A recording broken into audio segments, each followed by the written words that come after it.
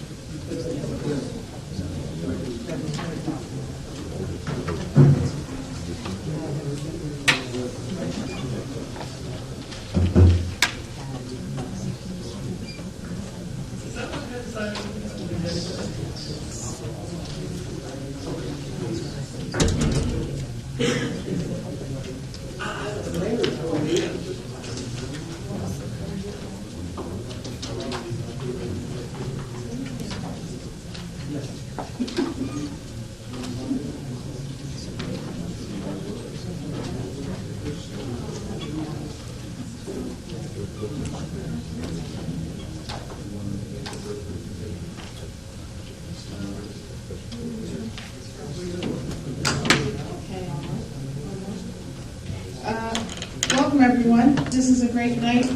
We have the ability to give money to an aspiring young student who is going to school at the College of New Jersey, and he is going to be studying economics. And this is his dad. And the reason his son isn't here is because he's at college already, working really hard to get credits and move forward. Because we know sometimes it's tough to do college in 4 years, so when you go in the summer, you kind of have to move forward. But let me tell you a little bit about your son. He's a hardworking student from the Academy of Finance, and this is from his school, which is the Passaic County Technical Institute. So this is his teachers. That he is a pleasure to work with. He had a 3.9 GPA. He's taken honors courses, AP classes, and has the potential of graduating high school with 21 college credits. That's amazing. You must be so proud of him. And he's working, too, part-time as a sales associate through the School to Careers program, which we hire kids here, not from the economics department, but it's so they go to school and they're working, and he's got 21 credits. I mean, what an amazing son. I would love to meet him. You should be very proud of him. So on behalf of NJAC, which our representative is over here, Anthony DeNova. It's the New Jersey Association of Counties. They give out scholarships every year in each of the counties, and this year one of them is going to Omar. And I couldn't be happier than to be able to present this to you and offer you a time to say a couple of words. Great, thank you so much. Thank you for being here. Omar wishes that he could be here, but he's at school already. great school that he went to, the program that allowed him to work and go to school at the same time, working hard. So now in school, he's actually starting his day around 7, 8 o'clock in the morning till about midnight. Assignments, tests, hard work preparing him for the fall. And he thinks it's no problem. That's the kind of kid that I raised. I'm very proud of him. I could not be any prouder. And it's always about me and him working as a team. He was a teenager. We went through everybody else's problems, but we solved it because we worked as a team. I wish that everybody has a son or a kid like my son. So I appreciate it. Thank you so much.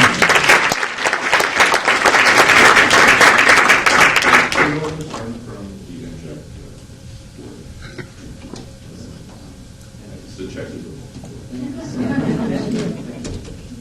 Thank you so much. Oh, you're great. Thank you. Okay. Boy, I'm lucky because I get to do the next one too. Catherine's here today too. Also a student from Passaic County Technical Institute. She will be attending Montclair State College in the fall as a dance major. She's an amazing young woman who is passionate about learning, dance, personal growth, and the development of those who surround her. And I'm reading this from the school, actually. Nicole's worked vigorously on her academic performance during her high school career, and while also managing her passion of dance. So you're absolutely using both sides of your brain, right? Your right side and your left side, and you succeeded in both. Your parents must be so proud of you. Are they here? Congratulations. You have a wonderful daughter. If you'd like to come up, we're going to present her with a check. Come on. And a couple of certificates. We congratulate you. And we wish you all the best of luck. We'd like to invite you up to have Mr. give you your certificates.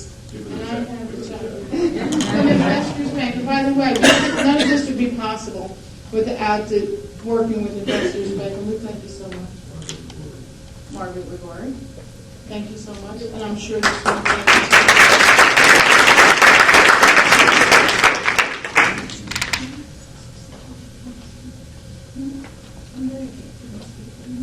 She's better at dancing than speaking. But she does thank everybody for being here. She thanks the bank and the New Jersey Association of Counties for helping her along in her way to get through Montclair State. I went there, actually. So I'm sure that I will.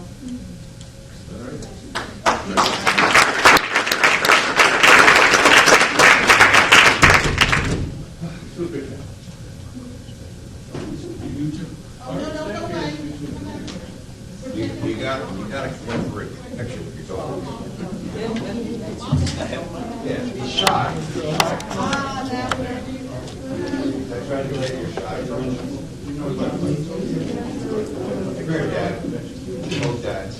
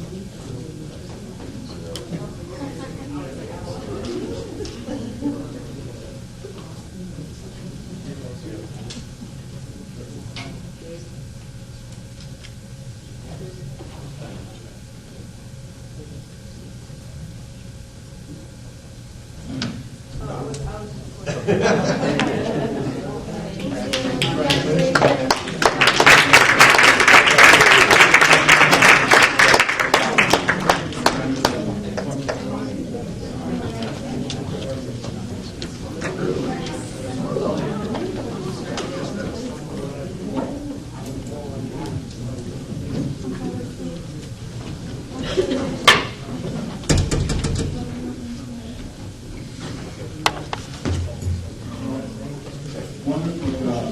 Mr. Mark, congratulations on the Margaret, congratulations. Best of luck. And thank you to Investors Bank and Jack for the Association of Counties.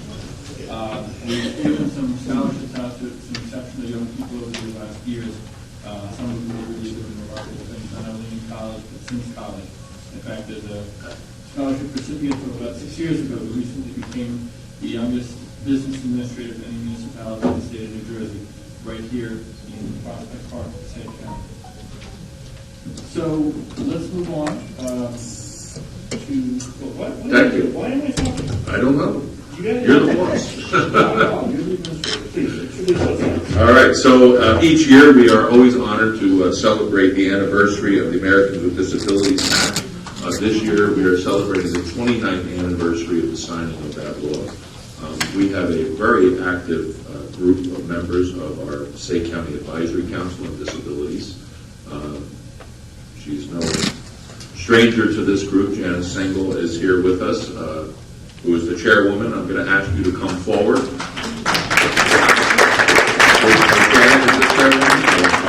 Janet, you want to come forward as well? Beth Marmaleos is here as too. We could go right here at the, if you want to come here, if that's easier. It's up to you guys. Wherever you want to go.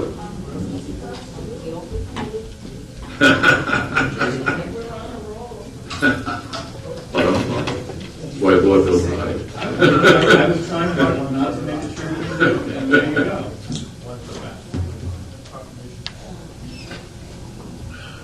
Come on, ladies, don't be afraid. Come on up.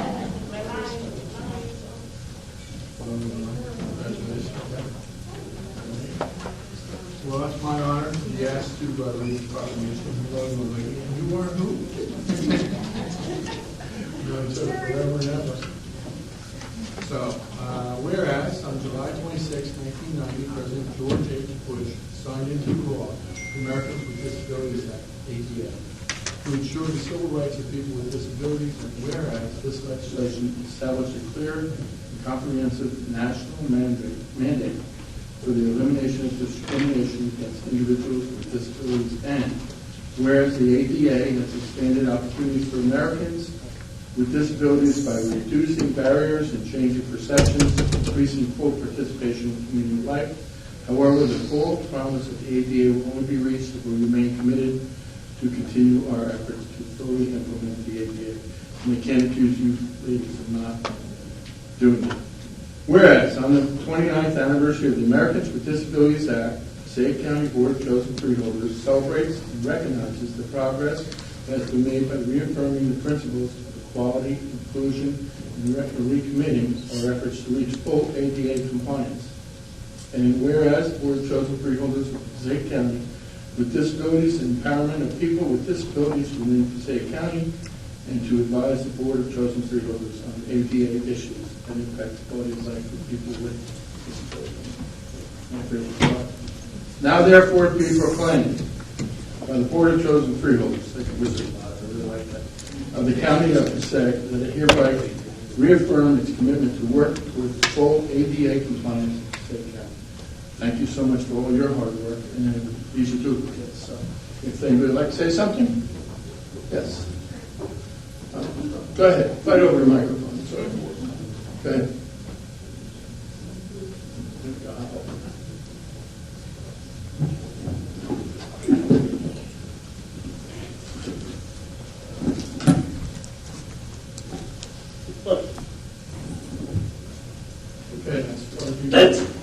I've reached the end of my cord.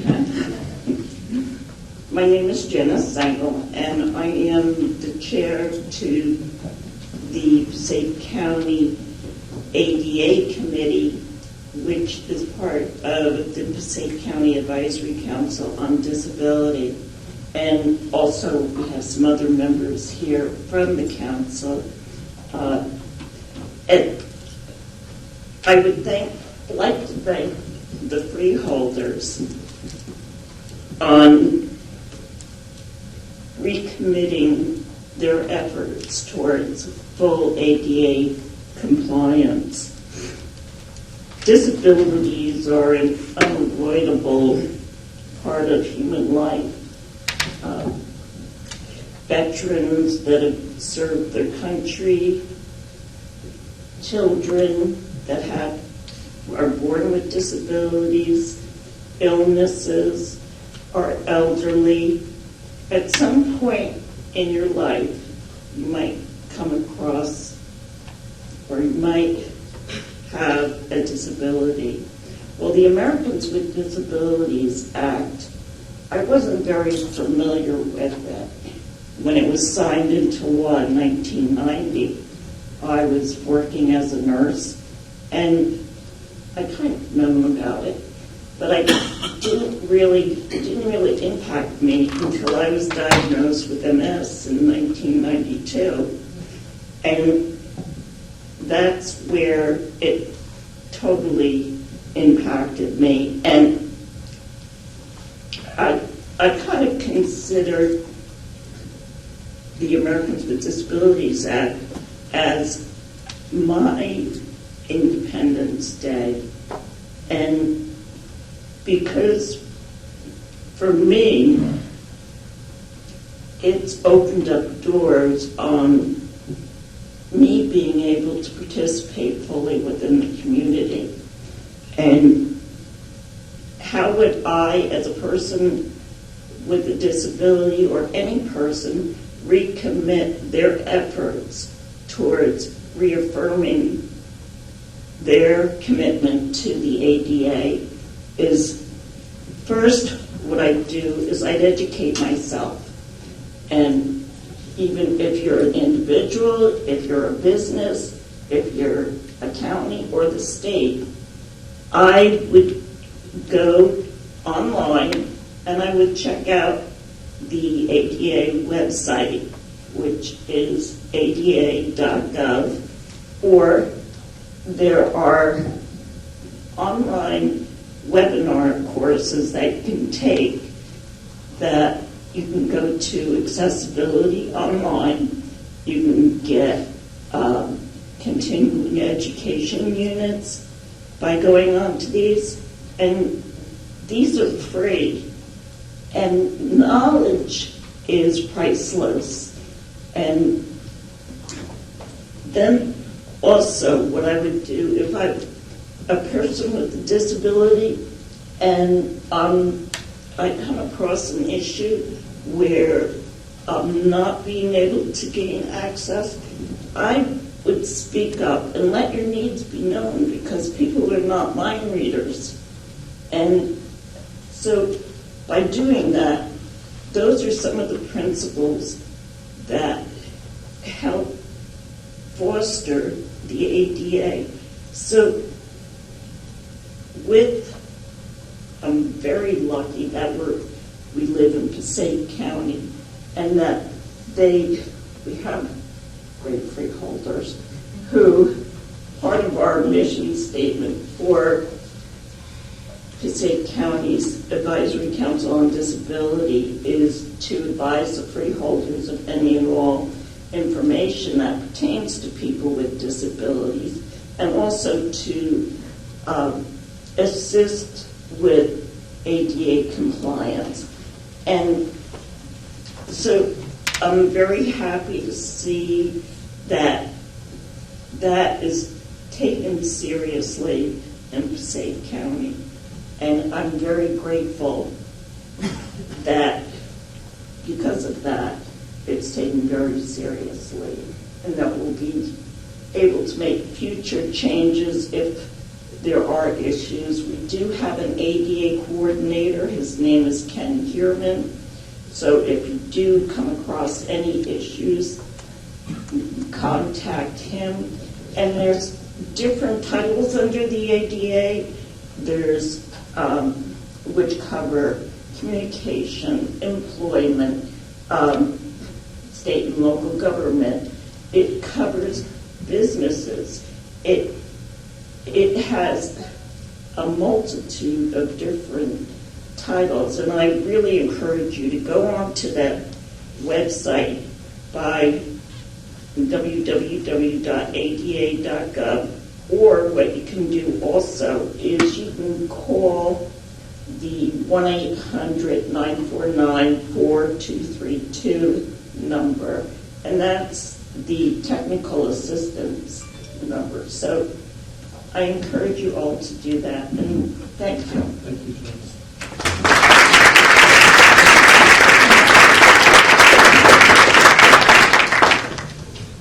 Well, good afternoon, everyone. How's everyone doing? Great. So we're really excited to be here today.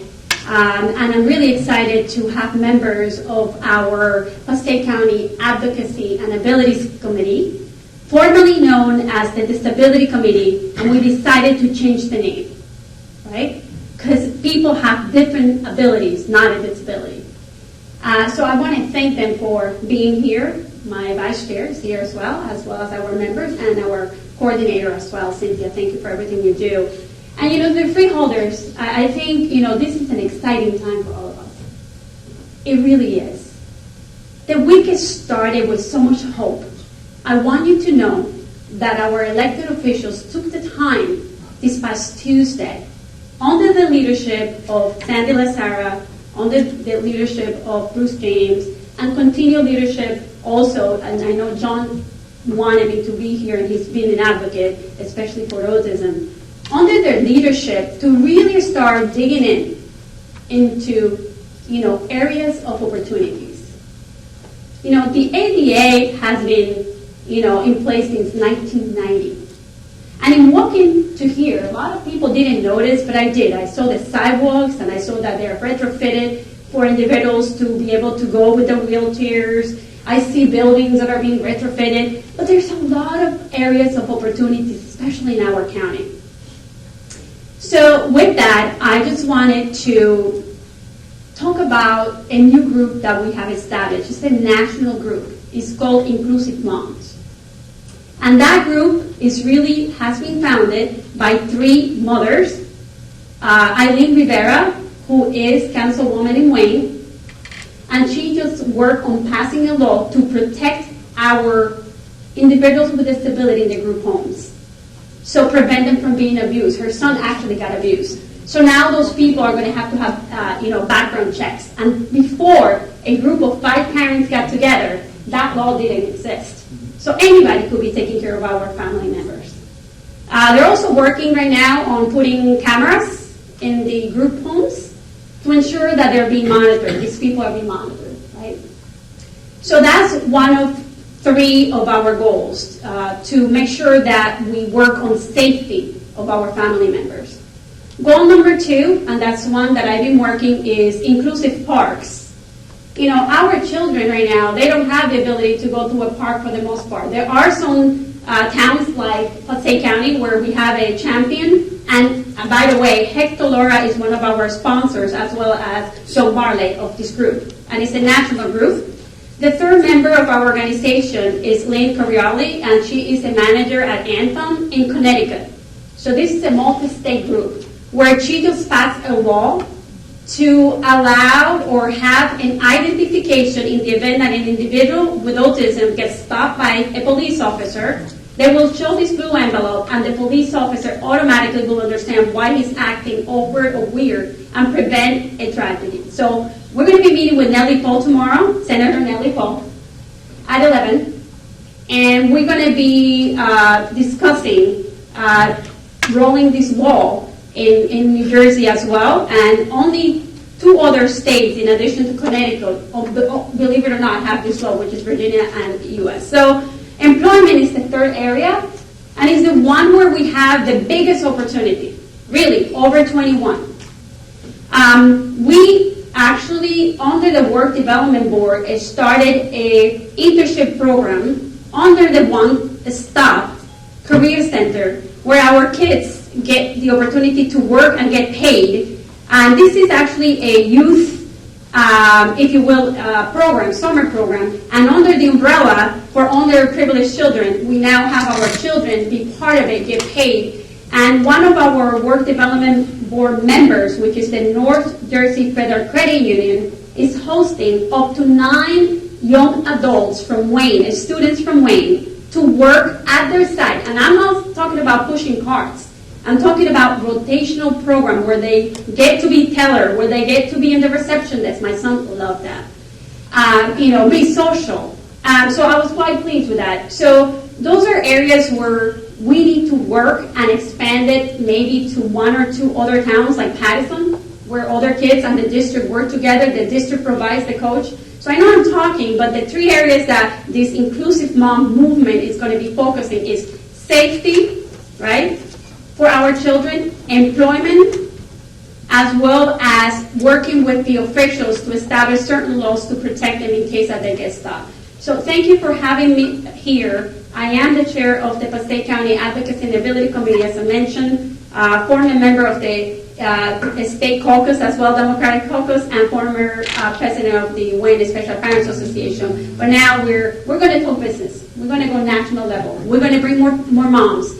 Yeah, we're really going to get serious now. So thank you all for having me here, and I appreciate your help.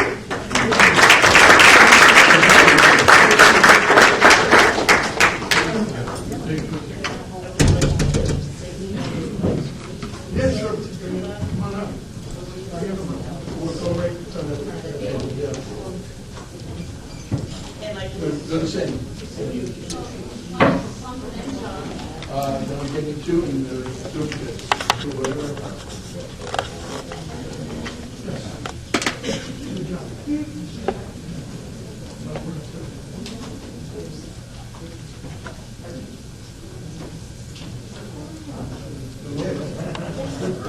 You can stay right up front.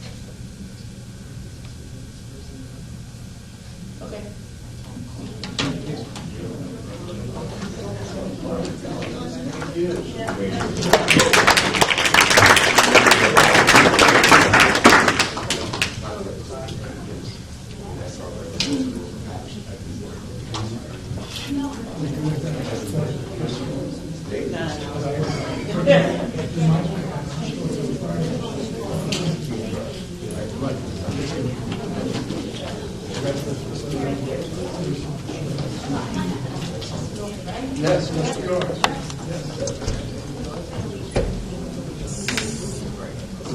Dennis, I did have to chuckle. Anyone who's ever worked with you knows we never have to read your mind because you always make it very clear what's on your mind. But thank you, as always, for all the work that you do. Director, that concludes my portion of the agenda. Very nice. Thank you very much, Anthony. And thank you especially to all of our disability advocates here tonight. This is not only very important work that all of us up here know, but not easy work, and work that you're doing alongside of all people with disabilities, especially parents and loved ones with disabilities. So that means a great deal. That lets us move on in our conference agenda to a review of tonight's meeting agenda with items N1 through N75. Are there any questions from members of the board? First appearance on the dais of our Deputy County Counsel, Nadej Allwater. Counsel, are there any that start? Yes, Mr. Director, there are 4 items that I wish to bring to your attention, starting with the consent agenda. We need to amend the resolution N20 to correct the caption as follows.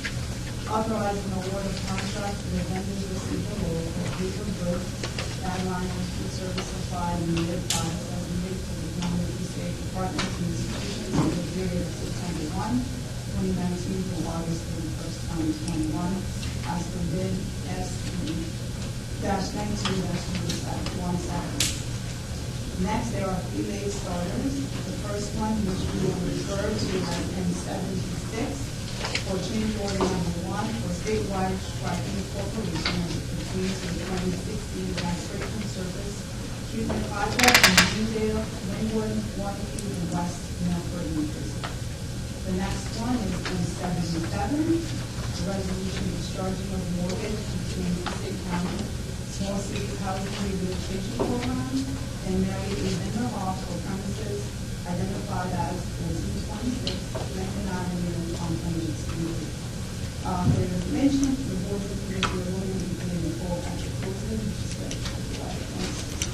is the amount to be paid in full is $13,000. The next one is N78, authorizing the establishment of 2 public hearings concerning the sale of county-owned parkland consisting of approximately 13,687 square feet, portion of Rockville Park, commonly known as Block 81, Lot 1, to the borough of Parkland. The first meeting is scheduled for on August 27th, commencing at 6:30. The second one will be held here at the county. Lastly, in regard to the personnel agenda, I have been informed that item 2, H2, will be removed from the agenda. Very good. Yes. Here we An go. explanation, can somebody give an explanation on 176 on the change order, because it sounds like a big change, but there's an explanation. Yeah, so this, for those of you who are out there, may not have in front of you, this is a change order that seems to decrease rather substantially what the county is spending on high-friction road surface up county. Some surface treatment that were done a couple of years ago that didn't work, didn't take, and had been separating from the pavement. We do have an update on that, including the funding source, and Anthony, if you would. Sure. So a couple of years ago, we received a grant from the Department of Transportation in New Jersey. It was federal monies that went through New Jersey to Passaic County to place high friction surface, mostly in our up-county towns. It is successful. However, initially, we had wanted to use a different product. DOT demanded we use the product that they had spec. Some of the roads, most of the roads, I believe, Tim, were not milled, paved, and then the high friction application placed on it, which was according to the spec. It failed. It is a disaster for anyone living up that way, driving on those roads. It is horrendous. It has been an ongoing issue. We've been fighting with the state. We have a very good resolution. The state is going to pay for redoing the entire area, or at least all of the areas that have failed. So each of those areas will be milled, repaved, and then at a later date when the pavement, I guess, cures, if you will, the high friction surface will be replaced. It was determined that while initially it seemed that so long as the roads were paved within a 5-year period, that it was okay to put this high friction surface on it. As it turned out, after investigation, the state actually hired Rutgers to do a complete investigation of why it may have failed. It was determined that the best application is to pave, to put it on freshly paved roads. So I'm very happy that that we have a resolve to this problem. It will be fully paid for by the DOT. We're required to use the same contractor. So it is a very large change order, but it's not costing, at least Passaic County taxpayers, any additional monies. So with the change order today, we'll be able to move forward, and hopefully in the next couple of weeks or month, we'll have the contractors out there doing the work. It's not that long a process, Tim. I think you said maybe a couple of weeks to do all of the milling and paving. That's right. Again, weather-driven. If Mother Nature cooperates, we should be okay. The other one on the agenda, if I may, Director, is the sale of the park property, which is unusual to do. About a year ago, we did a survey of Gulfport Park so that we can get good meets and bounds as to what actually the county owned. To find out there has been some encroachment by some private property owners. This one happens to be the Boys and Girls Club. It's a piece of property on the other side of the brook that is isolated from the rest of the brook. Turns out it is actually part of Gulfport Park. They had their playground on it already, so this board determined that the best use for liability reasons would be to sell that piece of property for a nominal amount of money to the Borough of Hawthorne, and the Borough of Hawthorne then leases it to the Boys and Girls Club of Hawthorne. So it's just a cleaner way to deal with it rather than entering into any agreements for the use of that property. Thank you very much, Anthony. So it was ours, somebody didn't realize it was ours, they built a playground on it, and now we're Yeah. giving them the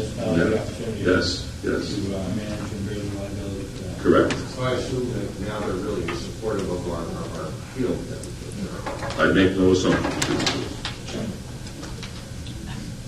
Any other questions on the agenda? Council, do we need to go into executive session?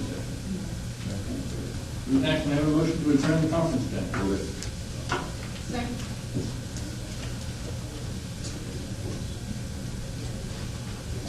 Freeholders, Actor? Yes. Best? Yes. Duffy? Yes. James? Yes. Lepore? Yes. Deputy Director Lazare? Yes. Director Bartlett? Yes. That brings us to the regular meeting of the Passaic County Board of Chosen Freeholders for July 16, 2019. Luke, can I have the announcement of the Open Public Meetings Law and a roll call? Ladies and gentlemen, the notice requirement of the Open Public Meetings Law has been satisfied with respect to this meeting, specifying the time, date, and location, including the annual notice adopted at the reorganization meeting filed with the county clerk, posted in the administration building, and mailed to 2 newspapers in accordance with the provisions of the law. Freeholders, Actor? Here. Best? Here. Duffy? Here. James? Here. Lepore? Here. Deputy Director Lazare? Here. Director Bartlett? Here. Please rise for the invocation, pledge of allegiance, and one more time.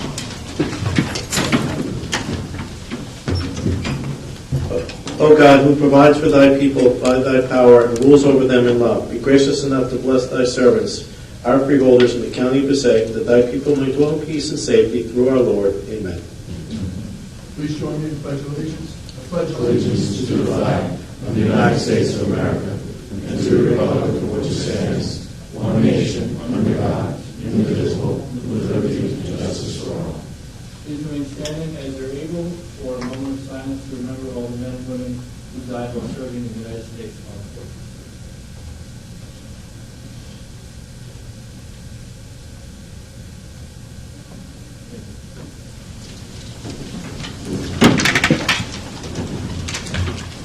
And can we have a motion to approve the minutes of June 25? Move it. Second. Freeholders, Actor? Yes. Best? Yes. Duffy? Yes. James? Lepore? Yes. Deputy Director Lazare? Yes. Director Bartlett? Yes, I have a motion. Actually, Luke, is there a proclamation from last time around that we need to add to the?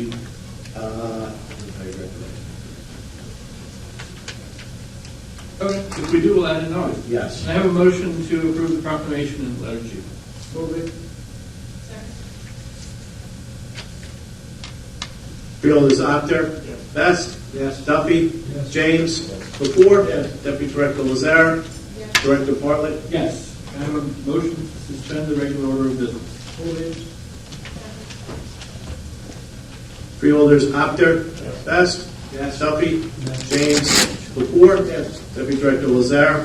Yes. Director Bartlett? Yes. This is guarantee resolution 2019-07. Resolution authorizing the guarantee by the County of Passaic, New Jersey, of payment of principal and interest on the governmental loan revenue bond anticipation notes series 2019, Passaic County guarantee, City of Patterson project of the Passaic County Improvement Authority in an aggregate principal amount not exceeding $23,819,000. I have a motion to open the public hearing on guarantee ordinance 2019-07. Move it. Please, before names, Actor? Yes. Best? Yes. Duffy? Yes. James? Lepore? Yes. Deputy Director Lazare? Yes. Director Bartlett? Yes. So this is the public portion specifically regarding this bond guarantee ordinance. Does anyone present desire to be heard on guarantee ordinance 2019-07? See anyone at the podium? Feel Seeing no one at the podium, I move to close public portion. Second. Thank you, Director. Freeholders, Actor? Best? Yes. Duffy? Yes. James? Lepore? Yes. Deputy Director Lazare? Yes. Director Bartlett? Yes. Can I have a motion to adopt guarantee ordinance 2019-07? Second. Freeholders, Actor? Yes. Best? Yes. Duffy? Yes. James? Lepore? Yes. Deputy Director Lazare? Yes. Director Bartlett? Yes. Can I have a motion to resume the regular order of business? Make that motion. Second. Freeholders, Actor? Best? Yes. Duffy? Yes. James? Yes. Lepore? Yes. Deputy Director Lazare? Director Bartlett? Yes. That brings us to freeholder reports. Two brief things I want to mention. And I know that other folks have events from last week to talk about. But first of all, a couple of years ago, we recognized an attorney from Wayne named Ed Keel as part of our Asia Pacific American Heritage Month for his success in the practice of law, as well as his leadership in the Korean American community. This afternoon, he was sworn in as the United States Magistrate Judge. So congratulations to a constituent and friend of ours.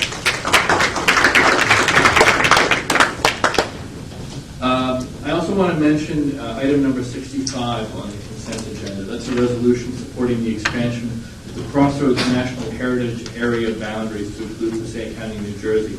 About 13 or 14 years ago, Congress created what's called the Crossroads of the American Revolution National Heritage Area, which covers a whole swath of central New Jersey, from the crossing of the Delaware to Morristown, where so much of the story of the American Revolution was written. Obviously, those of us in Passaic County know that a lot of it was written here as well, at the Dye Mansion, at the Great Falls, and elsewhere.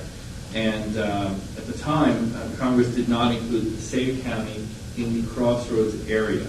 And to the great credit of our Director of Cultural and Historic Affairs, Kelly Raffel, she has gotten Passaic County involved in a lot of the work that the Crossroads is doing. Passaic County is actively involved in helping to plan America's 250th anniversary celebrations that are coming up in 2026. And as part of that, to be part of the federally funded effort that includes common signage, common advertising of places of interest to people who enjoy historic tourism and so forth. We are pursuing the opportunity to have Passaic County included by way of federal legislation in the Crossroads of the American Revolution National Heritage Area. So I want to thank Kelly for spearheading that, but also just to mention specifically, we've been investing a lot in historic tourism here in Passaic County. We invested about $2 million in restoring the Dye Mansion, and that was an award-winning project that really has spurred all kinds of great growth in historic tourism in our area, along with the Great Falls, Morris Canal Greenway, some of our other work. Passaic County, as Fielder Octor has pointed out a couple of times, actually had the fastest growing tourism economy in New Jersey in 2016 and 2017. And that added 600 jobs here in Passaic County over the last 5 years in the tourism industry. So this is economic development, it's preservation of our nation's history, and that is why we're voting on item 65 on our consent agenda. Ready? Two small things. Well, not small, actually. First one is the Passaic County Fair starts a month from yesterday. So I just want to let you all know it's going to be a great time up at Garrett Mountain with fireworks. And Thursday is bracelet night, which means that you can go on unlimited rides for a nominal fee. I know last year was 20. I'm thinking still 20 this year. But do you have, and I guess I have to ask Matt, do you have to purchase those bracelets ahead of time? No, you can purchase. You can get them there? Okay. So I'm just encouraging everybody, just keep those dates open. July 15th to July 18th, we're going to have August 15th to August 18th. We're going to have great bands, we're going to have great rides, vendors, and it's going to be a fun time for everybody. And pony rides, and no rain. Awesome chess tournament, if you want to come up, if you love chess, I know that it's a great... chess tournament this year, correct? Oh, it's on my... I know. Oh, they canceled it? Unfortunately, he has got a promotion, the gentleman that ran it, and no one else wants to pick up the slack where he left off. So it's not absolute yet. We're still seeing if it could work, but at this point in time, we have no one to run the chess tournament. So if anybody wants to step up and run the chess tournament, it's really great fun, and I know he had a lot of people. He did. My kids love to play. Yeah, and the 4 days of bands, and I think we might be having a magician here. So it's going to be a lot of fun, but I don't think it's ever too soon to just let everybody know that it is coming up August 15th to August 18th. Don't forget about Uncle. Uncle. Yeah, Uncle Floyd. Uncle Terry? Uncle Terry's taking the place of Uncle Floyd this year. Is there a height requirement for those rides? And if anyone has any questions about the Passaic County Fair, they can call the county administrator's office at 973-881-4405, and they can certainly lead you in the right direction. We thank the Friends of Passaic County Parks, our Parks Department, and everyone who's involved in bringing this great fair to our county again. The second thing is that, and I'm not going to talk too much about this because I don't want to leave that up to Freeholder James, but Beth Marmolejo's made mention of a meeting we had last Friday down at Senior Services. It was attended by state, county, and municipal officials in addition to community members and service providers. We are actively moving forward with, and again, I'll let Freeholder James talk about this a little more, to coordinate programs for our disabled citizens here in Passaic County. It was a great meeting. I think we're going to move forward. We will move forward with it. I don't know how quickly, but we hope to have everything up and running as soon as possible. And I thank Freeholder James for taking the initiative to pull this together. Thank you. Thank you very much. Thank you, Director. There's lots of good news in Passaic County. It's unfortunate, though, that over this last weekend, we were subjected to a barrage of reports that have been out there for a while, that this weekend would start a wave of immigration raids. And I know all of us here on the dais take great pride in Passaic County being a diverse county. We just welcome people from throughout the world. And they are a productive part of what, and the productive part of Passaic County, what makes our county so great.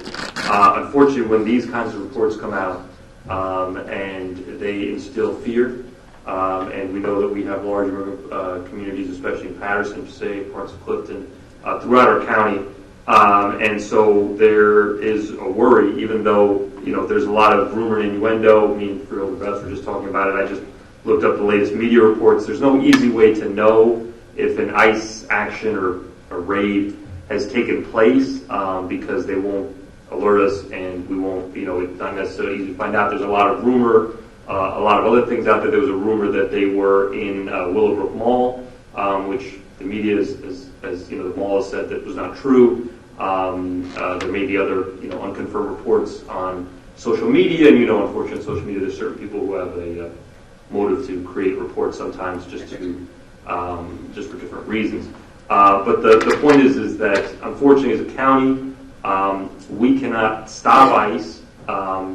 This idea that there is sanctuary cities is not true. There's nothing a municipality or county can do to stop ICE from doing their immigration, their enforcement actions. However, we as a county and other municipalities cannot cooperate and cannot aid those efforts. And so, I'm proud that we passed a fair and welcoming resolution. Freeholder Bartlett was our Freeholder Director was a big part of that to ensure that we have a clear policy. Our county officials should not be asking your immigration status when you get services or when you get stopped by our county officers or anything else. Police officers, they should not be asking your immigration status. So if that ever happens, you should refuse to answer the question. You should alert county officials. And you do have rights even if ICE does come to your door. You do have rights. You don't have to open the door. You don't have to answer their questions. And you don't have to give up anyone unless there is a signed warrant by a judge, not by a ICE officer or somebody. It has to be a federal judge that gives such an order. And that's what has to be followed by a municipality. So, unfortunately, when these kinds of things happen, people stay at home over the weekend. They don't go out shopping. They're not productive members of society. And when ICE and others try to take people out who are coming here for court proceedings or other productive means of society, when they try to target them, I know our Freeholder Director knows as well, that keeps many people from being a productive member of society. If somebody was a witness to a crime who happens to be undocumented, they're not going to report it to the police because they're going to be afraid that somehow that's going to catch them in a dragnet. That's just one example. On top of the economic effects and the social effects it has on society when people are living in fear, when people are living in shadows. So it's unfortunate what the federal government's doing, whether these raids are actually happening or not. Just the mere mention of them creates a lot of problems in our society, and it's unfortunate that that's happening. But I will caution people that when you hear about raids or you hear about some of these things, oftentimes they're not true because people hear things or know things. It's not necessarily true that these things are happening. So as of now, I don't see any confirmed reports in Passaic County of a raid type action by ICE. Thank you. Bill Rest?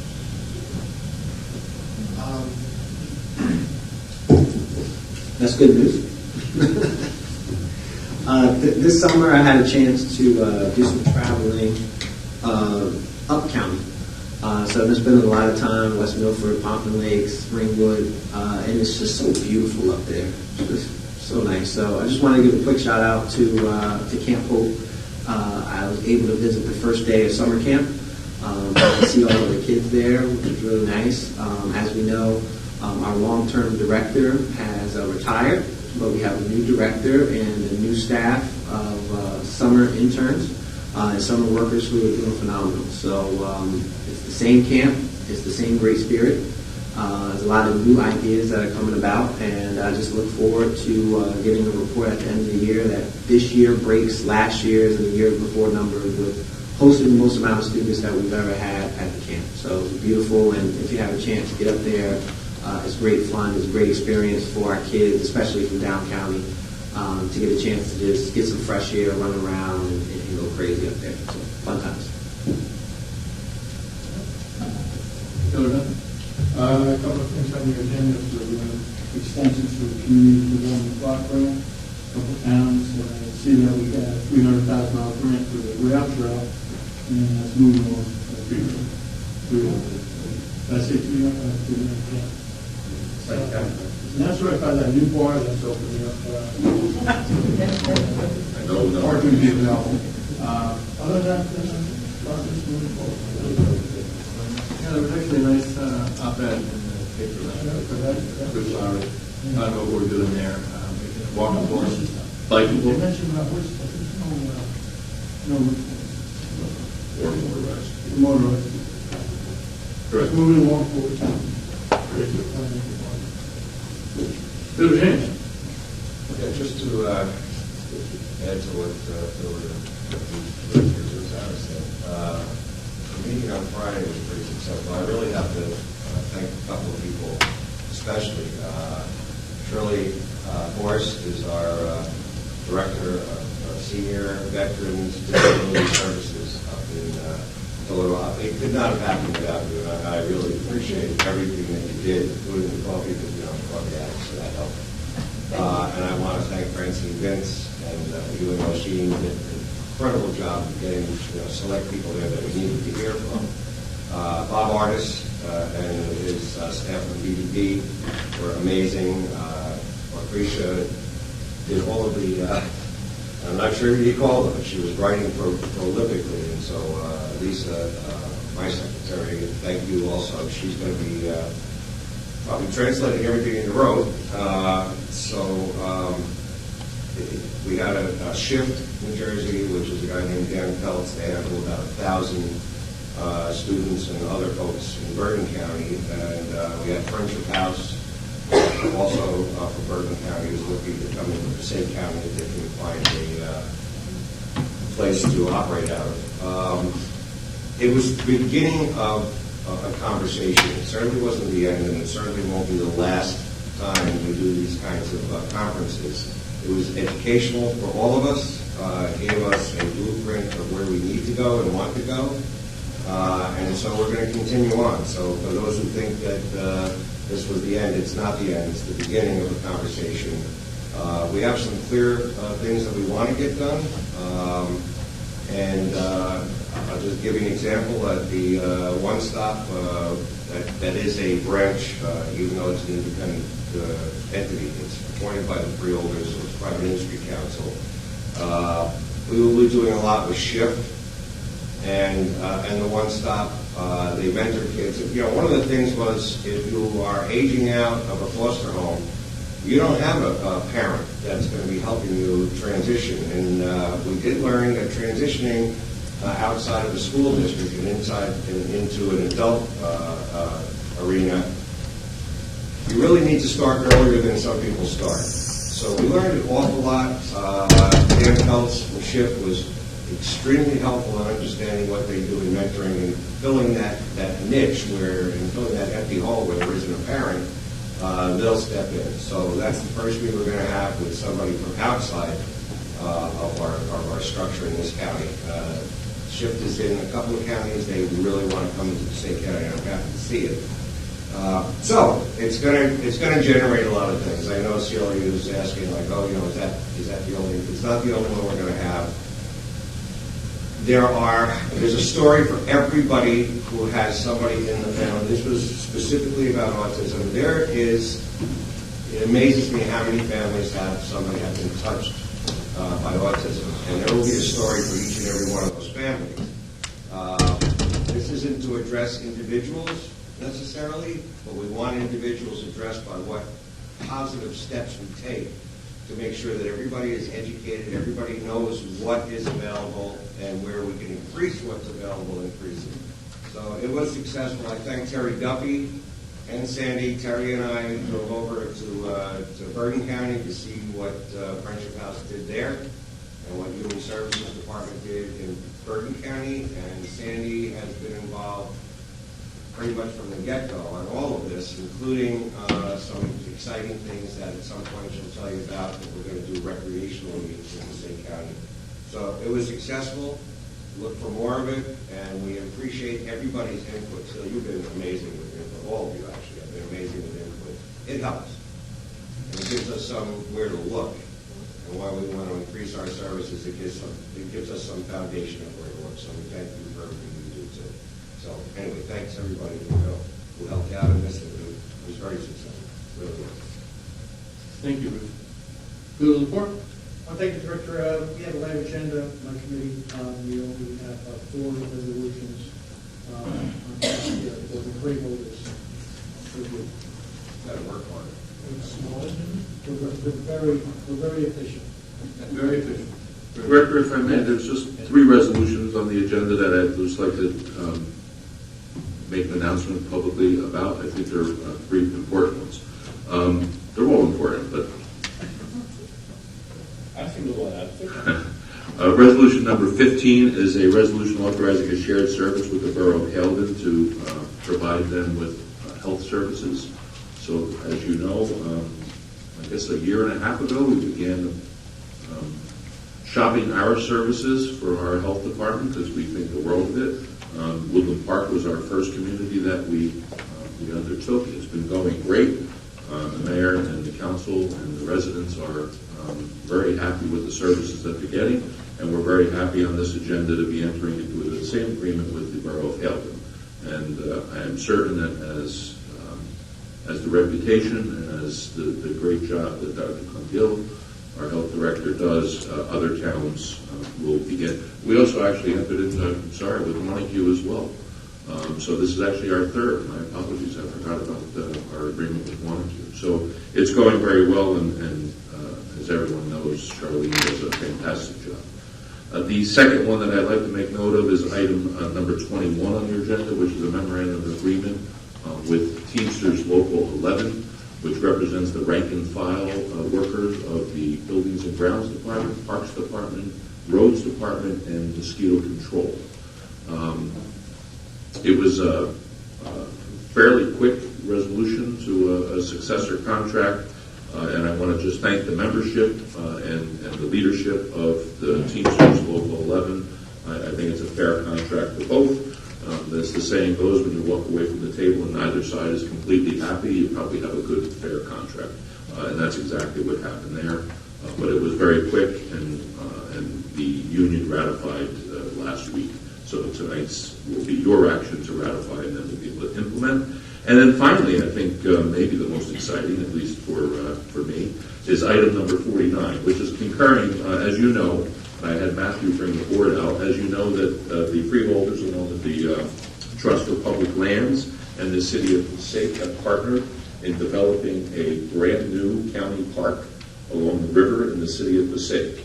A piece of property right now that is basically home to many of the homeless, drug addicts, and a lot of things that are going on there that shouldn't be going on there. This will be a $12 million project.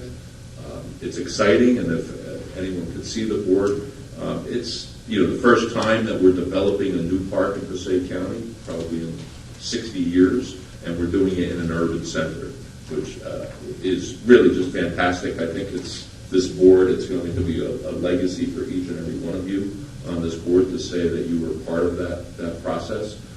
So the item number 49 is simply concurring. The Trust for Public Land is the lead agency. They did all the procurement, but we thought it was important for us to at least concur with awarding a contract to Flanagan, I believe it is. I don't know, those Irish names, please. Flanagan, right? Yes, it is. Flanagan Contracting Group. All right. So we hope to have an official groundbreaking sometime in September. We will ask we're going to have the governor come up as some of the monies for the project was also Green Acres funding. No bagpipers, no. Unless we absolutely have to. We'll clear the place out. And then there was no light. So just 3 resolutions that I just wanted to point out that are on the agenda that I think are exciting for the sake of. That's great. I think Dundee Island Park is an example of state, county, local collaboration that, as you said, is really going to be another key in our county's crown. In the absence of communication, can I have a motion to open the public portion? Move it.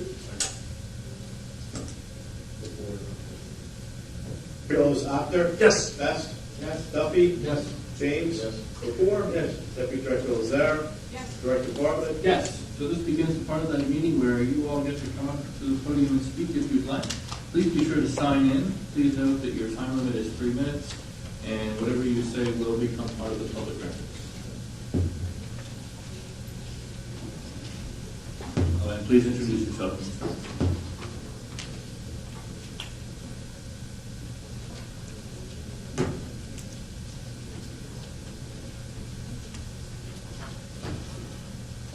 Thank you. I read an article in the record, which I think you referred to, about the Highlands Rail Trail. I think it's a wonderful idea. It's a great project. Just your name and address. Jake, I signed in. Jay Cohen, 2319 Warrens Way, Wanacue. I think that the trail is a wonderful trail, and it will really benefit the walkers and the bikers in the area. The article, however, gives me some concerns, and I thought I'd get from the horse's mouth, and you'll get that reference in a few minutes, some of the things that the record article said. The trail is due to be open to horseback riders and motorized mobility devices. Is that the case? Number 2, the rail, part of this path is going to use local roads. Well, as I've talked to you before, the roads in Wanacue are terrible. That particular road, Ringwood Avenue, is probably one of the worst roads in Passaic County as far as traffic is concerned. And my concern is if you're going to use part of Ringwood Avenue for the bicycle path and the walkers path, number 1, you're going to put the bicyclists and the walkers at risk, and number 2, it's going to cause more traffic jams than we already have. Number 3, part of this is going to be behind the school, and part of it is going to be in people's yards, more or less, the right-of-way. What is going to be the issue of who's going to patrol that and who's going to secure that, and particularly behind the school? And we also have to worry about the fact that if you're going to use the roads, and if you're going to use the sidewalks are buckling. When the construction job was done to repave Ringwood Avenue, they put sidewalks in some of the areas, or we did sidewalks, and a lot of them are buckling at this point. I know some of this isn't going to be done immediately, but if you're looking at the long-range plan, particularly using the roads on the bridge across the Wanacue River, you have to do something in order to protect both bicyclists and walkers and keep the traffic from getting snarled. Thank you.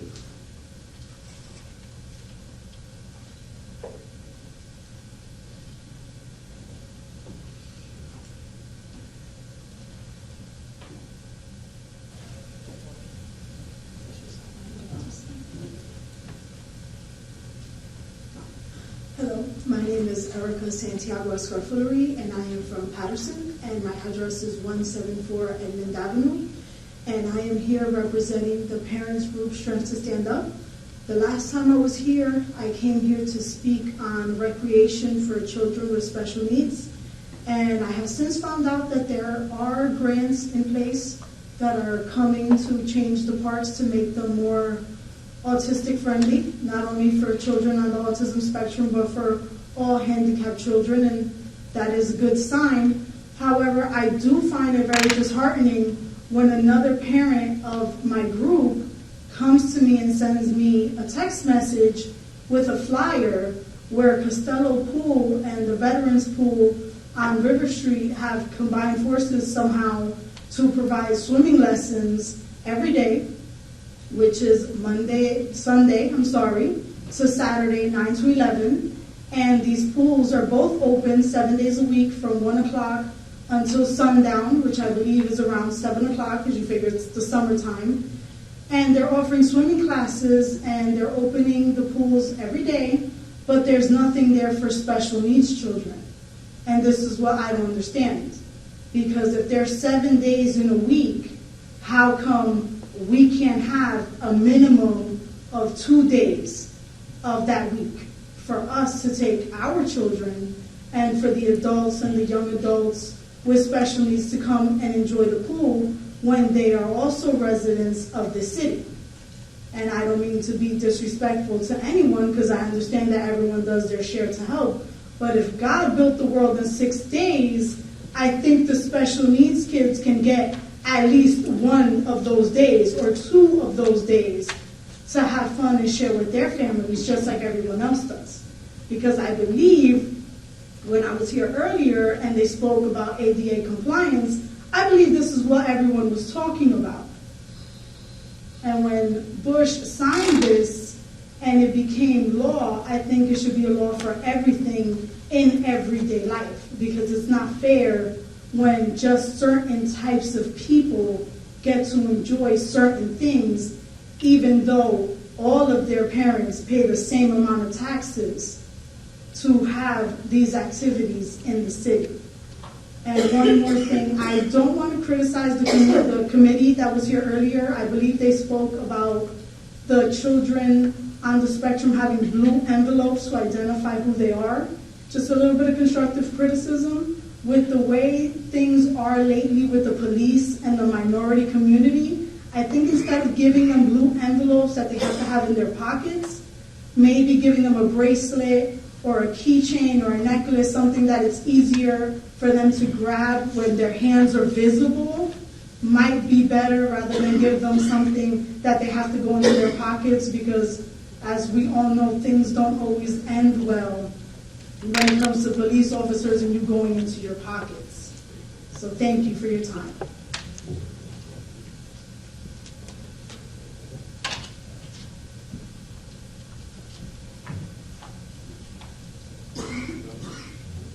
Good evening.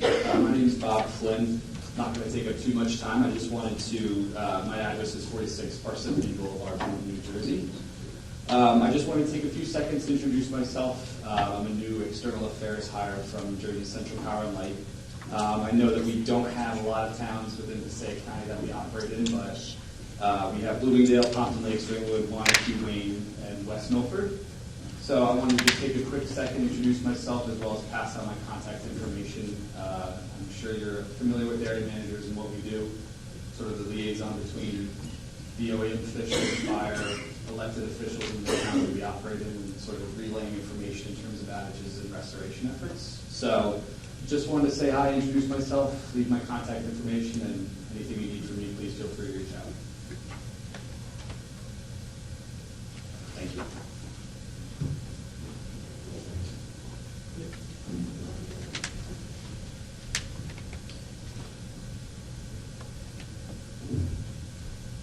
Hi, my name is Victor Wu, 170 Persian Road in Clifton.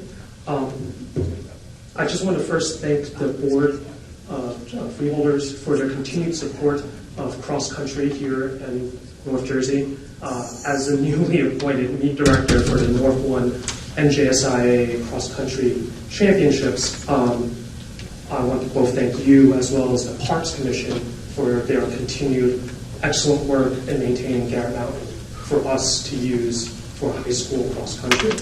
In addition, as my other hat as the assistant meet director for the Passaic County Cross Country Championships, which is on October 25th, which is a Friday, we would like to invite you to come down to give out our first place and second place medal ceremonies. Especially, it actually works out to be right before election day as a bonus. So, but it's a Friday afternoon. So, and you know, weather cooperating and all that, especially with the brand new pavilions that the Parks Commission and you guys have built for us. Plenty of room for everybody, and so on and so forth. But again, I just want to thank you all for your continued support in helping us keep and maintain cross country at Garrow Mountain, because it's been there. I believe this is the 46th year that the state has had the North One Championships at, and I've been involved with them for the last 26 of them. Seeing no one at the podium, then we'll be closed to public portion.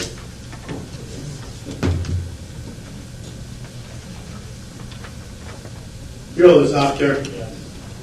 Best. Yes. Duffy. Yes. James. Lepore. Yes. Deputy Director Lazare. Director Bartlett. Yes. Thank you all very much.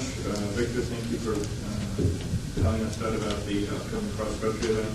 It's a really beautiful place to run up there, or so I'm told since I don't run. Jay, thank you for your questions. Unfortunately, Michael Lisicatos, who's our Director of Planning, is not here with us this evening. I'm going to try and get answers for you. I know the answer on horses and motorized vehicles is no. I don't know if that might be a misimpression, because phase one is along a very wide right-of-way there with the water company, where I imagine people might very well ride horses, but certainly that's not part of the plan for the pervious paved path that we're going to be putting in. As for your other points about Ringwood Avenue and so forth, I'm going to bring this up with Michael Staccatos and invite him to reach out to you. Matthew was shocking at the bit of rail.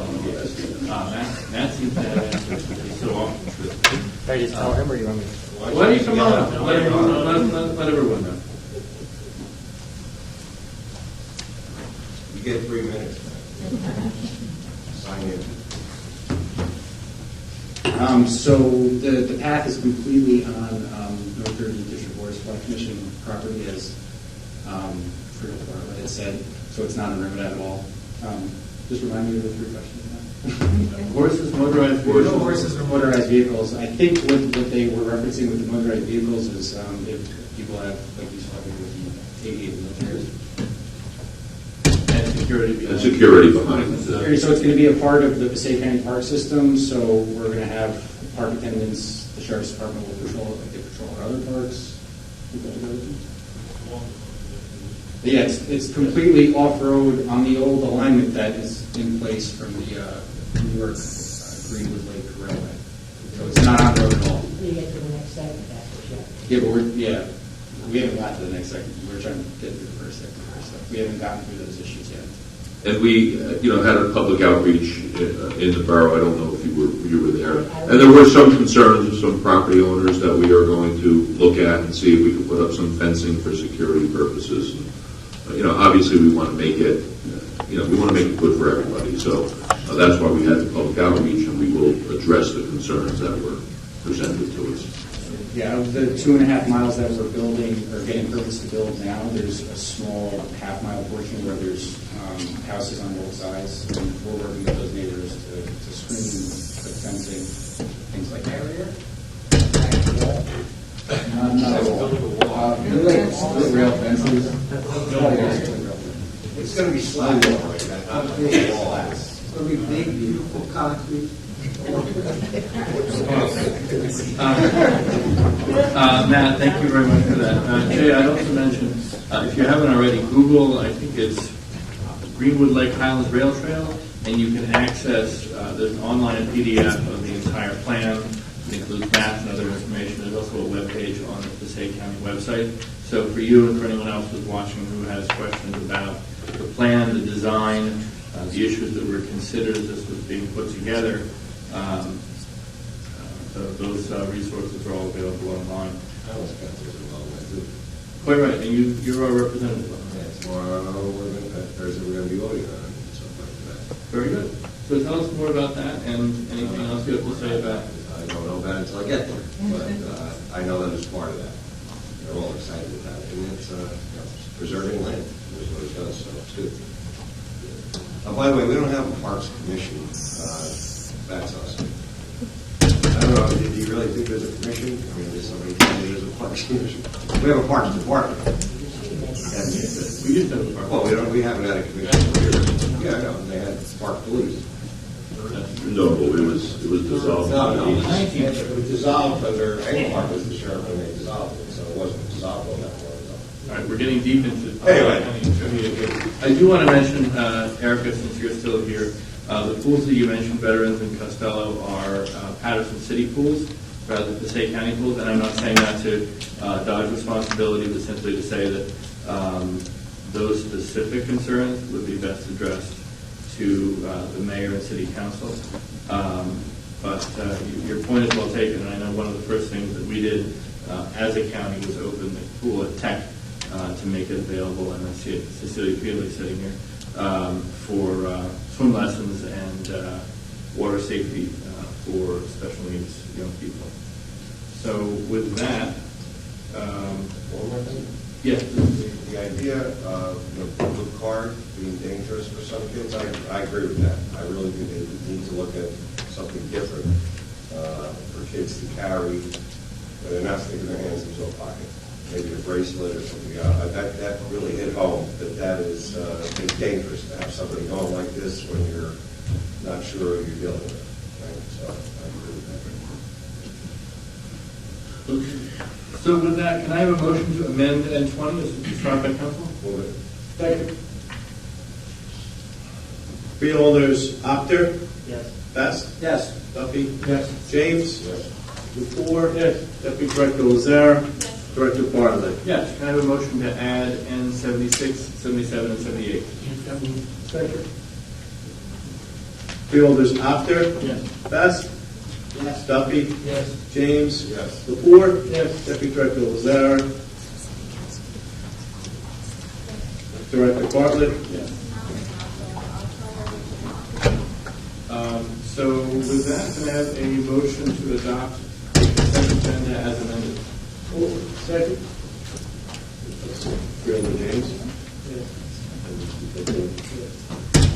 Freeholders, Apter. Best. Yes. Duffy. Yes. James. Yes. Lepore. Yes. Deputy Director Lazare. Director Bartlett. Yes. Which brings us to personnel. Procedurally, is that is that meeting pulling it? Okay. So the director pulls personnel item number 2 on page 2, and with that change, can I have a motion on personnel? Okay. Into the floor. Freeholders, Apter. Best. Yes. Duffy. Yes. James. Yes. Lepore. Yes. Deputy Director Lazare. Yes. Director Bartlett. Yes. I have a motion on the bills. Second. Freeholders, Apter. Best. Yes. Duffy. Yes. James. Lepore. Yes. Deputy Director Lazare. Director Bartlett. Yes. Before I ask for a motion to adjourn, let me just remind folks this is where we begin our summer schedule. So we will be back here again on Tuesday, August 13th, and not again between now and then. So go get ready for the fair, enjoy the good weather, and can I have a motion to adjourn? Second. Freeholders, Apter. Best. Yes. Duffy. Yes. James. Yes. Lepore. Yes. Deputy Director Lazare. Director Bartlett. Yes. Thank you very much.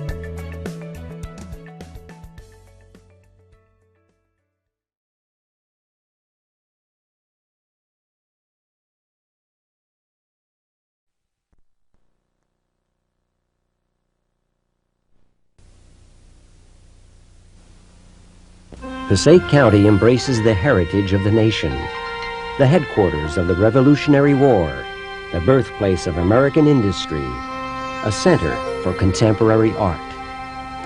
Come, explore a diverse landscape, the castles and museums as history unfolds before you.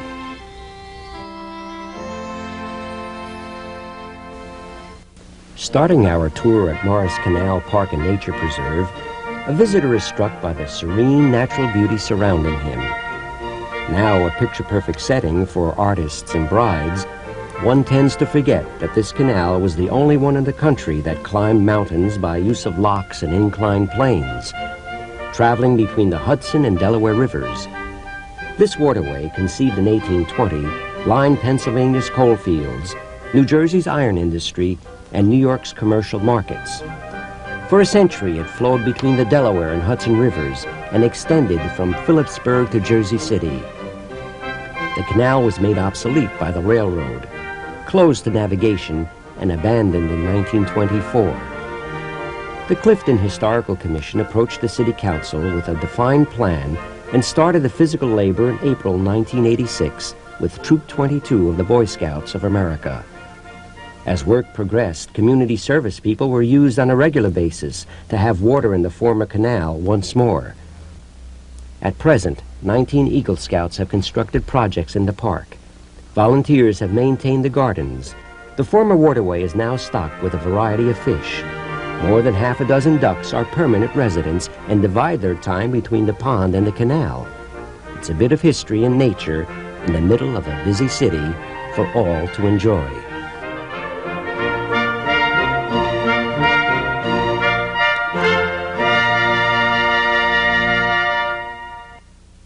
The Hamilton Van Wagner House welcomes the visitor to the pioneer homestead that once dotted what was known as the old Aquaconock. With its graceful gambrel roof and red sandstone, the house reflects many of the characteristics of the architecture of early New Jersey Dutch colonists. The Hamilton Van Wagner House represents the ordinary people who toiled and shaped the nation. The farmer down the road, the tradesman in the village, the housewife in her kitchen, the artisan in the shop. All of the anonymous Americans who lived life as we do today, occupied in their daily work, their families, the celebration of life's joys and sorrows. These ordinary people communicate to us, their descendants, through simple objects they used in their everyday existence. The spinning wheel, a foot warmer, a crude basin, an elaborately decorated pitcher. Each room in the house reflects the different lives of the various families who called it home. Throughout the year, authentically dressed volunteers describe early 19th century life as they guide guests through the house. On Sundays, visitors can see early cooking skills demonstrated at the open hearth. Cultural events and craft programs, typical of the period, as well as lectures and other events, are held at the museum. Our ancestors' lives do touch us. They reach out from the past through their possessions, now on exhibit at Hamilton House.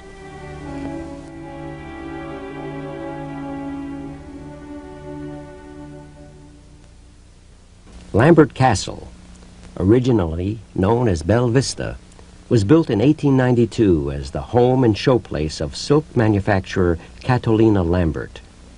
The 53-acre estate originally included the main house, a gatehouse, a carriage greenhouse complex, and formal Italian gardens. In 1896, Lambert added an art gallery and observation tower. Lambert was born to working-class parents in England in 1834. At the age of 17, he and a younger brother came to America. Lambert settled in the Boston area, starting out as a bookkeeper. Lambert gradually brought a partnership into the firm Dexter Lambert. Its base of operation was relocated to Paterson, which in 1867 was emerging as a world-class silk manufacturing center. To accompany his rise in fortune, Lambert built a new home befitting his station as one of Paterson's leading industrialists. Belle Vista was constructed of sandstone, quarried from Garrett Mountain. The interior of the castle was organized around a 3-story open atrium space called the court, where Lambert displayed many of his fine European and American paintings. His art collection included works by Rembrandt, Renoir, Courbet, Monet, and Blakelock. The rooms surrounding the gallery were the entry hall, formal dining room, drawing room, music room, study, and breakfast room. These rooms were used mainly for entertaining. The upstairs rooms were used by the family and guests, and the third floor housed servants' quarters. The interior decoration of the castle reflected the eclectic taste of the Gilded Age. In 1914, Lambert was forced to mortgage his estate and art collection. In 1916, several hundred pieces of art were auctioned off at the Plaza Hotel in New York City by American Art Galleries, now Sotheby's. Lambert was able to pay off his creditors and managed to live out the remainder of his life comfortably at the castle until his death in 1923, just several weeks shy of his 89th birthday. The castle was purchased and renovated for park system use in 1928, and a three-story atrium closed. In 1934, the Passaic County Historical Society established its museum in the castle, which presently serves as headquarters for the Passaic County Department of Parks and Recreation, the Passaic County Historian, and the Historical Society.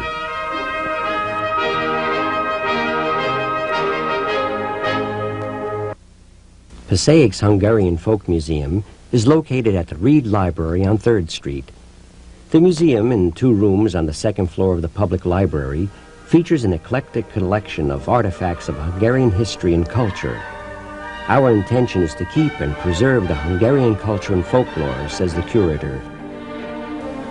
Most of the museum's donations come from local Hungarian emigres, their children and their grandchildren.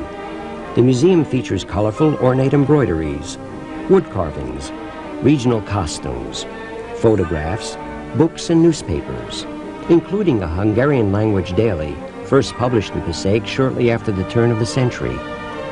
The exhibits are celebrations of tradition. The American Hungarian Museum, Passaic, was established to preserve, exhibit, and cultivate Hungarian culture in one of the largest Hungarian communities in the United States.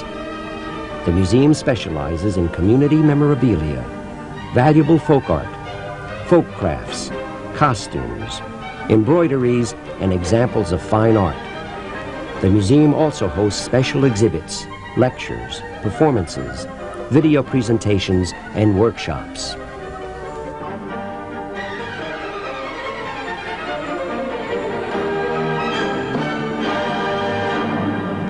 Patterson can be called aptly the cradle of American industry. It was near the Great Falls of the Passaic that plans for an industrial metropolis were developed at the end of the 18th century. The Lenni Lenape first found a home along the banks of the Passaic, and the Dutch settlers came here as early as 1679. However, it was not until the young American nation charted its course for independence that the industrial power potential of the Great Falls was realized. Strategically situated between the New York and Philadelphia markets, the Great Falls was considered an ideal site. In 1791, then Secretary of the Treasury, Alexander Hamilton, helped promote a private state-chartered corporation, the Society for Establishing Useful Manufacturers, SUM. It was through Hamilton's influence that the directors of the SUM located the town of Patterson at Great Falls. The new town was named for William Patterson, then governor of New Jersey. The corporation planned to utilize the falls by supplying water power through a 3-tiered raceway system. The city produced textile machinery, revolvers, steam locomotives, silk, Holland submarines, Wright aircraft engines, and many more products. The SUM continued its corporate existence well into the 20th century. In 1945, its property assets, charter rights, hydroelectric power plant, and raceway system were sold to the city of Patterson.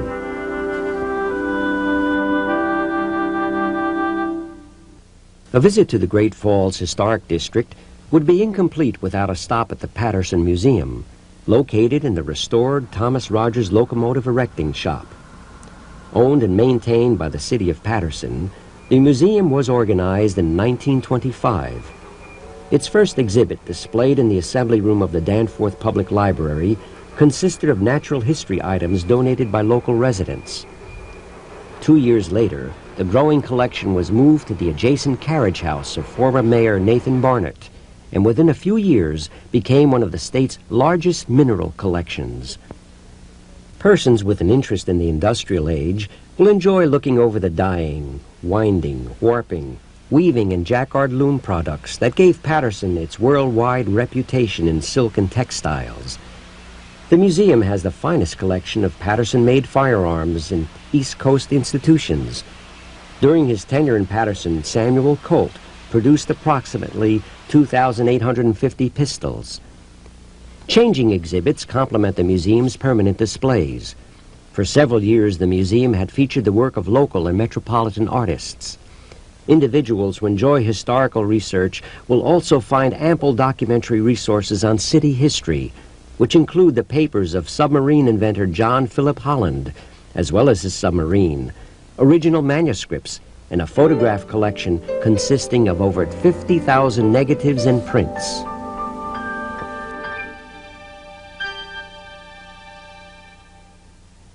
The Broadway Gallery of Passaic County Community College is a vital part of the Cultural Affairs Department's program.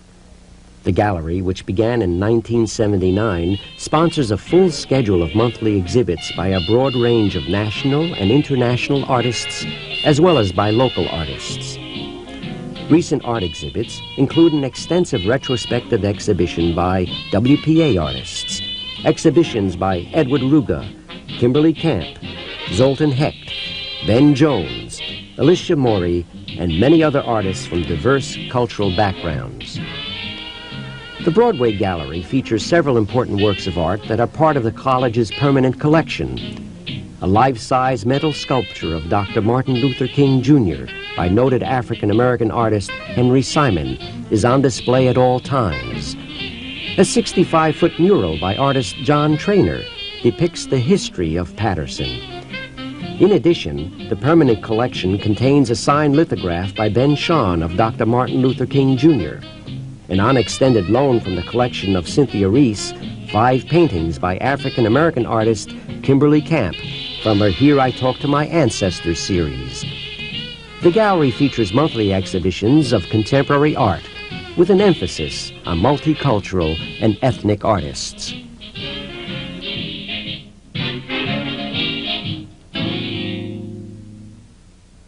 The American Labor Museum advances public understanding of the history of work, workers, and the labor movement in the United States, with special attention to the ethnicity and immigrant experience of American workers. It is headquartered in the historic Botto House National Landmark, the 1908 home of Pietro and Maria Botto, immigrant silk mill workers from northern Italy. It played a major role in the reform of the American workplace. In the winter of 1913, more than 24,000 men, women, and children marched out of Patterson, New Jersey's silk mills, calling for decent working conditions, an end to child labor, and an 8-hour day. From January to July, constant mass arrests and hostile city authorities threatened the safety of the strikers and their families. Pietro Botto offered his home as a meeting place for the strikers.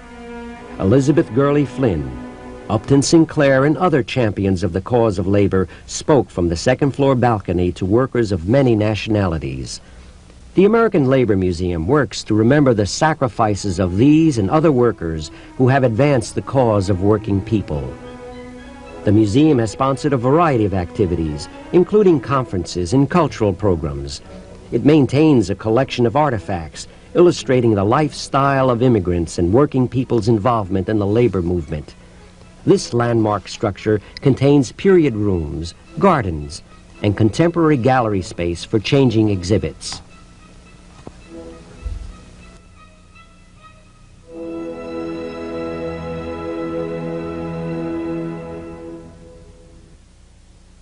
The Ben Shawn Gallery at William Patterson College is a contemporary gallery consisting of 3 gallery rooms accommodating 1,000 visitors per year.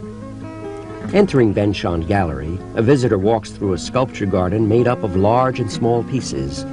The 3 galleries feature changing group exhibitions based on a theme or unifying principle and one-person shows. The Benchon Gallery is representative of tri-state area artists and alumni.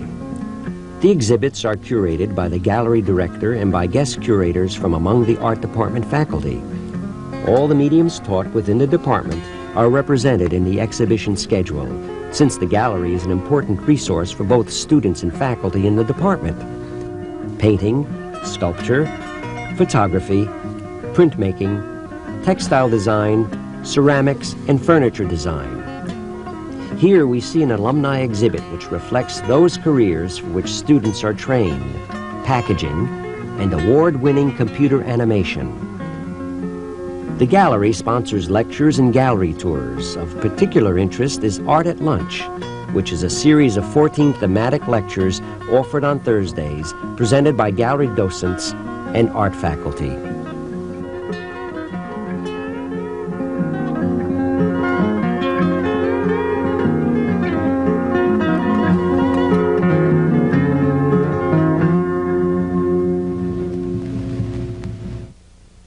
The Dye Mansion, Washington's headquarters museum, is a Georgian manor house built in the 1740s by Dirk Dye, whose Dutch grandfather came to New Amsterdam before 1641. Dirk's son, Tunis, served his county and state in an official capacity throughout his lifetime. During the Revolutionary War, he was colonel of the Bergen County Militia. This important military position brought Dye in constant communication with General George Washington. Because of its strategic position relative to British-occupied New York City and its accessibility to food and forage, the Preakness Valley was chosen by Washington as a site for the encampment of his army. In 1780, Washington's headquarters were established at the Dye home. Washington departed Dye Mansion for various campaigns. In November 1780, he and his troops left for their winter encampment. Historical research disclosed that hundreds of letters and orders were actually written at the mansion by and on behalf of General Washington and directed to senior officers as well as to the Continental Congress. Many famous men passed through the portals of the Dye Mansion besides Washington. They include Nathaniel Greene, Alexander Hamilton, Marquis de Lafayette, Lord Stirling, and Anthony Wayne. The Dye family owned the house until 1801, when it passed into other private hands. In 1930, the Passaic County Park Commission purchased the estate as part of its acquisitions for Preakness Valley Park. After restoration work was completed, the museum was opened to the public in 1934. Today, it is owned and operated by the Passaic County Department of Parks and Recreation and is open for public enjoyment year-round, where one can follow in Washington's footsteps.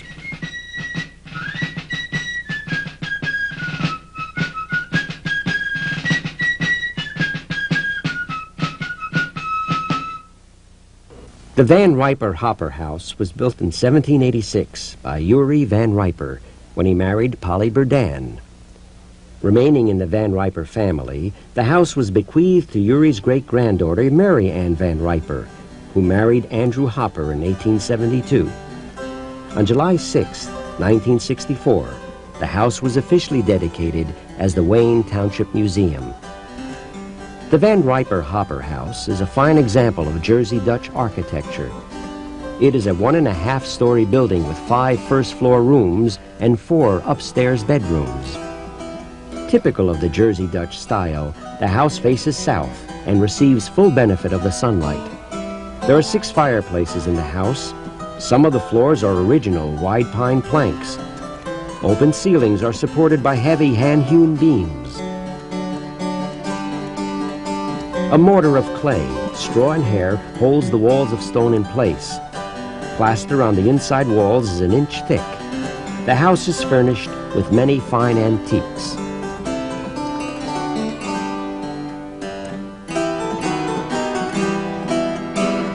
The museum complex includes the Van Dyne House and the Archaeological Laboratory. The archaeological laboratory contains thousands of artifacts excavated from local sites, many dating back to Indian tribes who roamed the area thousands of years ago. Situated adjacent to the Point View Reservoir, the museum with its spacious grounds, beautiful flower beds and herb gardens offers a peaceful oasis in which to relax and enjoy a picnic.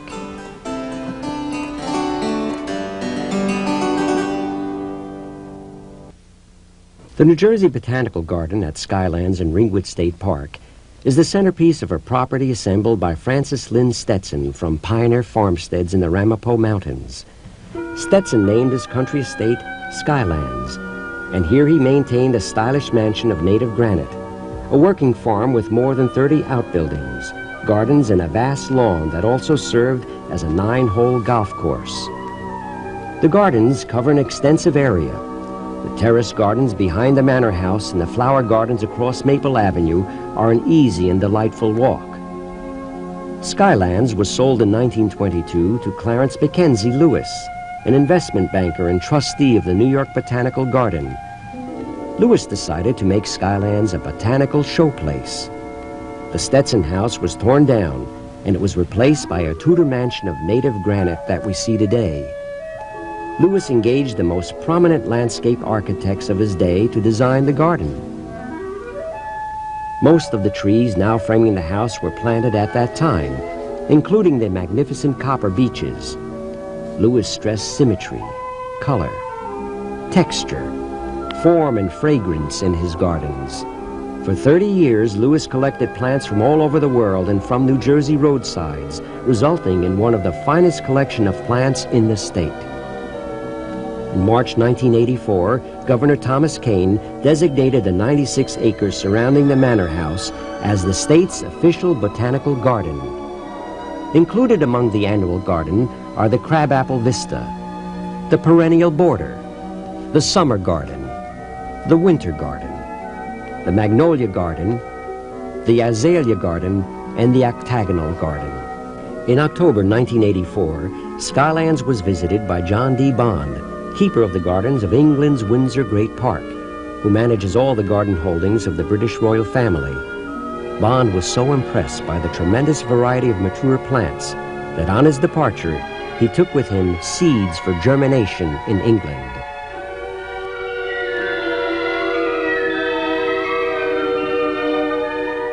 Established in 1740, Ringwood is to industry what Williamsburg, Virginia is to politics. It produced munitions for every major armed conflict, from the French and Indian War to World War I. The Ringwood iron mines operated intermittently from the 1920s until they ceased operations in 1957. Martin Ryerson began construction of the present-day Ringwood Manor after he purchased the Ringwood properties in 1807 from the American Iron Company.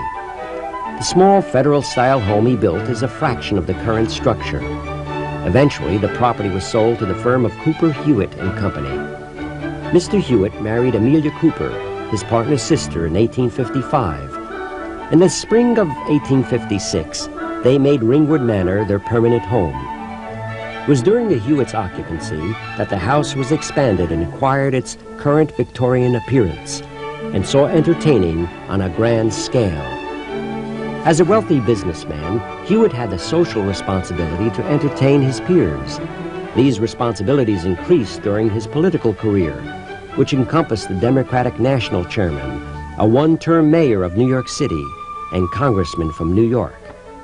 Their country home became known locally as the Second White House. The present structures reflect the period from 1854 to 1936, when the Hewitts resided at the manor and used it as their country estate. One can visualize Hewitt as the lord of his manor house and 33,000 acres of property.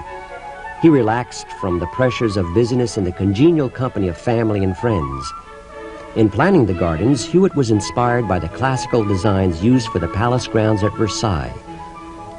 Today, Ringwood Manor houses a splendid collection of furnishings, Hudson River School paintings and prints and lithographs, reflecting the personal preferences of a family estimated to have amassed the 6th largest personal fortune in America.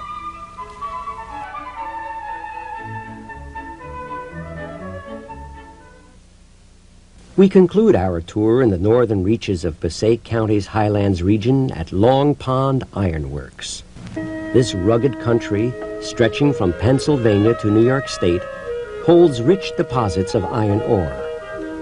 Long Pond Iron Works was founded in 1766 as a colonial iron-making community. This colonial furnace, presently in ruins, produced iron to make armaments for the Continental Army during the Revolutionary War. Robert Erskine, ironmaster at that time, also served as Surveyor General to General George Washington. Here we see the Civil War-era furnaces, complete with casting house. Built by Abram S. Hewitt and Peter Cooper around 1862, this industrial complex produced iron used in making gun barrels for Union troops during the Civil War, and was partly responsible for the Northern victory in 1865. This site's existing buildings and the remains of the industrial complex testify to more than 100 years of technological evolution and to Long Pond's contributions to local, state, and national history.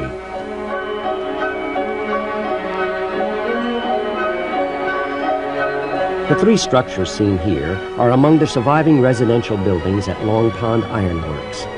Each is part of the Registered Historic District and is targeted for restoration.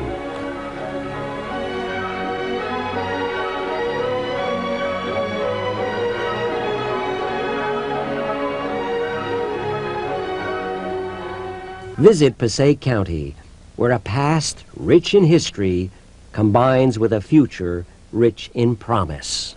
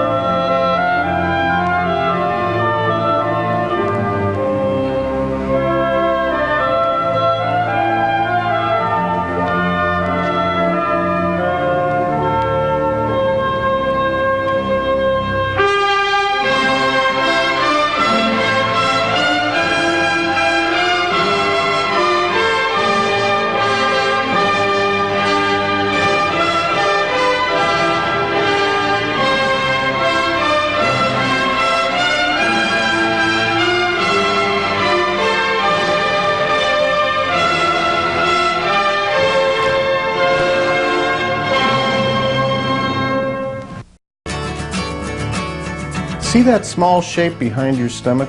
That's your pancreas. If you're anything like me, there's a pretty good chance you didn't even know it was there. But all that changes when something goes wrong. Think about this. Pancreatic cancer is the fourth leading cause of cancer deaths in the United States. More than 35,000 people will die from it this year.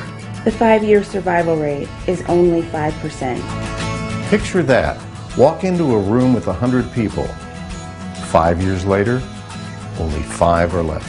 That is a statistic you do not want to be a part of. These are people just like you. People like my daughter, Bridget.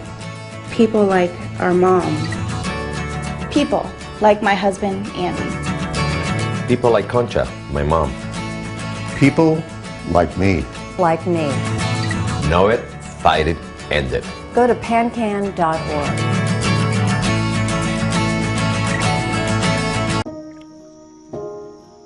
This is the story of a boy who didn't talk for a long time. The boy liked things to always be the same. Any changes would scare and upset him. The unknown was an unfriendly place. The boy was very sensitive to lights and sounds. So he built secret hiding places where they couldn't get in. The boy didn't like looking people in the eye. He wasn't trying to be mean, it just made him feel uncomfortable. Sometimes he would flap his arms again and again. One day I found out I have something called autism. My family got me help. Slowly, I found my voice and learned all the ways I could live with it better. Early intervention can make a lifetime of difference. Learn the signs at autismspeaks.org.